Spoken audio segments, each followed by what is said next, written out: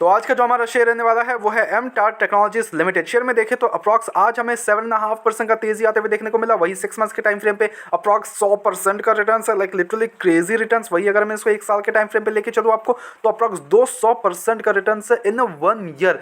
जिस ईयर में पूरा मार्केट मतलब टूटे फूटे पड़े हुए हैं, बट ये उल्टा चल रहा है, ये लिटरली उल्टा चल रहा है। लिटरली यहाँ पे एक 1500 के लेवल्स पे काफी टाइम बैठता है, उसके बाद एक clear cut breakout and breakout के बाद एक लेवल्स पे बैठता है अप्रॉक्स 2500 के लेवल्स पे, और वहां से भी थोड़ा टाइम वहां पे कंसोलिडेशन करके अगेन एक ब्रेकआउट के बाद अगेन यहाँ पे कंसोलिडेशन करता है अप्रॉक्स 3500 के आसपास, एंड देन क्लियर कट फिर से यहाँ पे ब्रेकआउट देते हुए देखने को मिल रहा है। अब ये कंटिन्यूअसली होते हुए देखने को मिल रहा है। ओके, तो ऑब्वियसली ये आई नो दिस की पैनिक का माहौल है कि लेवल्स पे क्या करे, प्रॉफिट बुकिंग करे या फिर इसको लॉन्ग टर्म के लिए होल्ड करे। चीज़ों को थोड़ा अंडरस्टैंड करते हैं। ओके, पहले तो आपको मैं इसके फंडामेंटल्स पे लेके चलना चाहूँगा कि कंपनी का फंडामेंटल्स कैसे है। और एक चीज़ अंडरस्टैंड कर लो, ये जो हमें तेजी आते हुए देखने को मिल रही है ये कोई मतलब लाइक कोई न्यूज़ बेसिस पे नहीं है ऑब्वियसली, ठीक है। Yes, no doubt in this company के ऑर्डर बुक अच्छे हैं, एवरीथिंग इज गुड। तो यहाँ पे कुछ भी हमें क्लियर कट लाइक कोई भी न्यूज़ बेसिस पर तेजी आते हुए नहीं देखने को मिल रहा है। ये टोटली हमें वॉल्यूम्स के साथ तेजी आते हुए देखने को मिल रहा है। यहाँ पे बात कर लो तो कंपनी एक्चुअली करती क्या, ये पहले अंडरस्टैंड करो। कंपनी डिफेंस सेक्टर से बिलोंग करती है। ओके, ये मैन्युफैक्चर्स करती है components equipments for the defence, aerospace, nuclear and clean energy sectors. तो कंपनी एक जो यहाँ पे सबसे बेहतरीन चीज़ है वो है न्यूक्लियर पावर को भी, न्यूक्लियर को भी फोकस में रखती है, डिफेंस को फोकस में रखती है, क्लीन एनर्जी सेक्टर्स को भी फोकस में रखती है। ये बहुत बढ़िया चीज़ है, जिसके कारण कंपनी का जो इनका मार्केट कैप हो चुका है वो 12,000 करोड़ का है। लिटरली 12,000 करोड़ का मार्केट कैप जा चुका है। स्टॉक का पी हाईली ओवर वैल्यूड 178 का पी चल रहा है। अब वही अगर इंडस्ट्री पी की बात करें तो 52 के अराउंड है। अब यहाँ पे स्टॉक का पी 178 के अराउंड है, बट फिर भी शेयर गिरने का नाम तक नहीं ले रहा है, कंटिन्यूअसली मूवमेंट पे है भाई। यहाँ पे आरओसीआर वही approx 10.5 and 7.51, it's good here.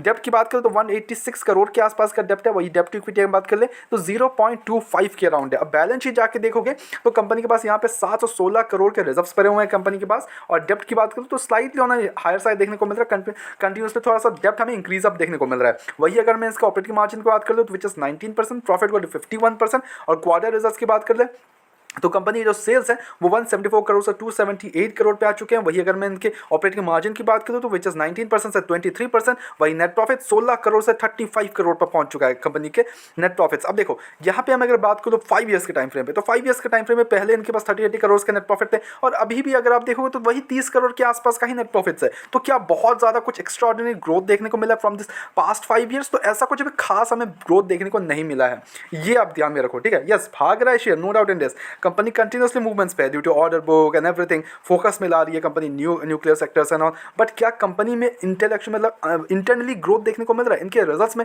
वो ग्रोथ अभी तक देखने को नहीं मिला है। ओके, ये पहली चीज़ अंडरस्टैंड कर लो। ओके, अब इन्वेस्टर्स की बात पे अगर आते हैं हम तो यहाँ पे 31% की जो 30% की जो होल्डिंग है प्रमोटर्स के पास है। प्रमोटर्स ने अपना माल स्टेक इस बार सेल किया है।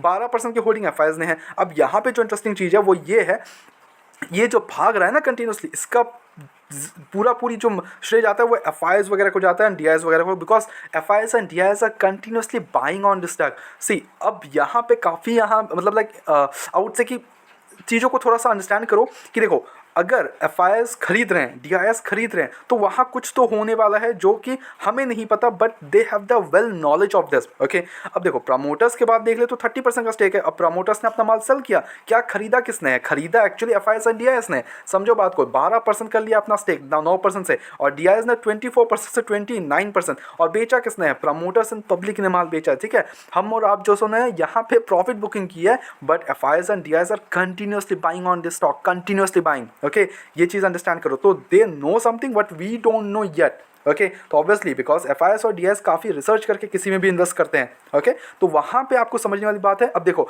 जो लॉन्ग टर्म के हिसाब से बैठेगा वो ओके है, गुड है, वेल एंड गुड, ठीक है। अब जिसने किसी लेवल्स पे बैठ के आए हो, आपने बहुत निचले लेवल पे खरीद के रखा है 1400-1500 के लेवल्स पे, तो आई वुड सजेस्ट आप आराम से बैठो, लॉन्ग टर्म पर्सपेक्टिव से इसको बैठो, ठीक है। शॉर्ट टर्म में नहीं बनेगा इसमें पैसे, इसमें आपको लॉन्ग टर्म बैठना पड़ेगा, बहुत बढ़िया रिटर्न्स बना के देगा, ठीक है। अब यहाँ तो 1400 से आपको पहुँच गया 4000 का, बहुत बढ़िया रिटर्न्स पे आओ, ठीक है, नो डाउट इन दिस, बहुत बढ़िया शानदार रिटर्न्स पे हो, बट यहाँ से भी आपको और रिटर्न्स मिल सकते हैं, आई am damn sure about this. And आपको बस थोड़ा सा पेशेंस रखना पड़ेगा, बस आप वेट एंड वॉच का स्ट्रेटेजी अपनाओ। कोई भी आपको ज़्यादा हड़बड़ी नहीं करनी है कि आप बेचो, प्रॉफिट बुकिंग करो, इस लेवल्स पे तो बिल्कुल भी नहीं है। अभी तो वॉर का माहौल है भाई, और यहाँ पे सबसे ज़्यादा focus sector even for us also, ठीक है। For a market navigator like fully. तो यहाँ पे पूरी जो फैमिली अपनी को फोकस करना है डिफेंस सेक्टर को पूरा टारगेट्स लेके बैठो, बिकॉज ऐसे kind of sectors in this kind of Wars के बाद काफ़ी ज़्यादा ऑर्डर्स मिलते हैं, ये वो काफ़ी चीज़ें होती हैं, तो वहाँ पे फोकस करना पड़ेगा अपने को, ठीक है। तो एमटार टेक्नोलॉजीज उनमें से एक हो सकता है, बट यहाँ पे एक जो मेरा कंसर्निंग फैक्टर है वो अभी भी इनके रिजल्ट्स पे रहेगा, ओके। अब देखो लॉन्ग टर्म परस्पेक्टिव से yes may be next 5 years में कुछ एक्स्ट्रा ऑर्डिनरी दिखा दे, बट अभी के तौर पे जो पास्ट 5 ईयर्स का मैं डाटा देख रहा हूँ इनका नेट प्रॉफिट्स में क्या बहुत ज़्यादा एक्स्ट्रा रिटर्न्स है, तो यहाँ पे एक्स्ट्रा ऑर्डिनरी रिटर्न्स हमें देखने को नहीं मिल रहे हैं, बहुत ही माइन्यूट से जंप्स है। देखिए 32 करोड़ हुआ, तो यहाँ पे अगर मैं देखूँ आपको तो 32 करोड़ का जो नेट प्रॉफिट था वो 2 दिसंबर 2022 में भी था, और अभी भी इनके जो वही 30 करोड़ के आसपास का नेट प्रॉफिट है। बीच में तो इनका 5-5 करोड़ पे नेट प्रॉफिट चले गए थे, वहाँ फिर डाउन हो गया था, समझ रहे हो बात को। तो what we will say here कि आप यहाँ पे बाय ऑन डिप की स्ट्रैटेजी अपनाओ, गिरावट पे मिले तभी खरीदो, ये जब ब्रेकआउट देने के तैयार पे यस ठीक है, आप यहाँ पे थोड़े टाइम के लिए बैठना चाहते हो, फाइन वेल एंड गुड है कि शेयर भाग रहा है, हम भी मतलब जब भाग रहा है तो हम भी भाग लेते हैं, तो वैसा काइंड ऑफ सीन में आप स्विंग ट्रेड वगैरह ले सकते हो, but as a long term compounder के लिए आपको यहाँ पे गिरावट पे खरीदना है। Supposedly if you want to invest kind of this, तो यहाँ पे इस लेवल्स पे आप अपना 30% या फिर 20 to 30% डिप्लॉय करो, फिर वहाँ से किसी भी रीजन से ऑब्वियसली कोई भी शेयर मैं हमेशा बोलता हूँ कोई भी शेयर हमेशा ऊपर नहीं रह सकता, तो वो कभी ना कभी फिर से हमें एक गिरावट का मौका एंड वहाँ पे फिर कंसोलिडेशन का मौका आएगा ही आएगा। You just have to have the money, you just have to have the patience and then just invest at that moment and then just wait for the extraordinary returns. जहाँ पे जिस लेवल्स पे यहाँ पे किसी ने खरीदा तो they are getting like well ordinary, बहुत एक्स्ट्राऑर्डिनरी रिटर्न्स है, ठीक है आपके पास, and I am damn sure कि यहाँ पे और भी रिटर्न्स मिल सकते हैं। You just have to have the patience, समझ लो बात को। बाय द वे हमारी तरफ से कोई भी बाय एंड सेल कमीशन बिल्कुल भी नहीं होती, सजेशन है, तो please take it as a suggestion, अपने एजुकेशन पर्पस के तौर पे वीडियो को देखो, go ahead do your research as well and then make the investments blindly, किसी को विश्वास कर इन्वेस्टमेंट्स ना करें, ऐसा रेगुलर अपडेट्स के लिए चैनल को सब्सक्राइब करो, वीडियो को लाइक करो, मिलता है नेक्स्ट वीडियोस में।